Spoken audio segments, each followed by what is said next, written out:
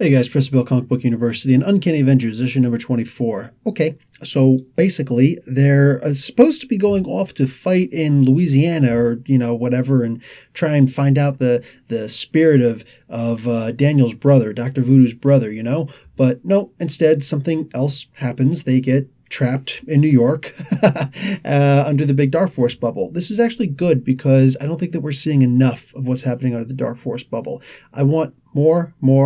Like, that's a big deal. Dark Force dimension, and you're inside of a bubble of the Dark Force dimension.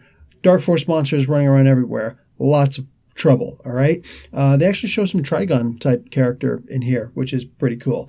Anyway, so these guys are just trying to fight these things. They hit the big ones. They turned a bunch of smaller ones and whatnot. And Janet actually winds up saying something to Rogue, like, hey, listen, she says to a bunch of, the Uncanny Avengers, listen, we got to come together and form some kind of a strategy. And Rogue's like, oh, that's not what we do on this team. We got to do our thing. And, it's like, oh, sugar, I got, for you. Yeah, okay. Anyway, so, I like Rogue, but in times like this, no. I remember back in, what was that, issue number 6 of Secret War? Maybe it was issue 4, whatever it was. The X-Men are getting into a fight against everybody else, all the bad guys. And at one point, she's going straight after Titania. And Titania says, maybe you should learn not to lead with your jaw, girl. Well, and she knocked her unconscious. Well, Rogue still hasn't learned to not lead with her jaw. She doesn't get knocked unconscious here, but everything's all punches. And yeah, no. She says, listen, I'm not the leader type, so just pick a target and try not to die.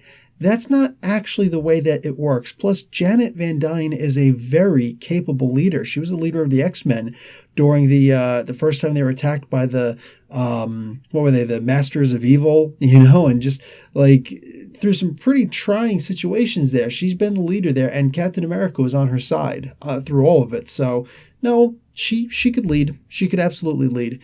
Anyway, so what winds up happening in the end is Daniel Drum is now possessed by some Cthulhian Chthon creature, whatever, and it's not looking good.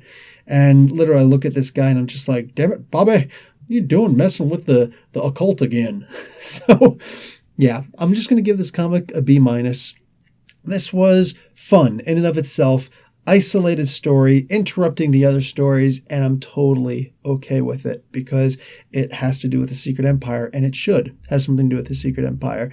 So I don't know what kind of trouble these guys are going to get into, but I really do hope that I see more of them just trapped inside of this Dark Force dimension bubble and trying to figure out what's going on, trying to maybe catch up with Doctor Strange and all that good stuff. We'll see. Maybe even Wilson Fisk. Anyway, guys, Professor Bill, Comic Book University, class dismissed.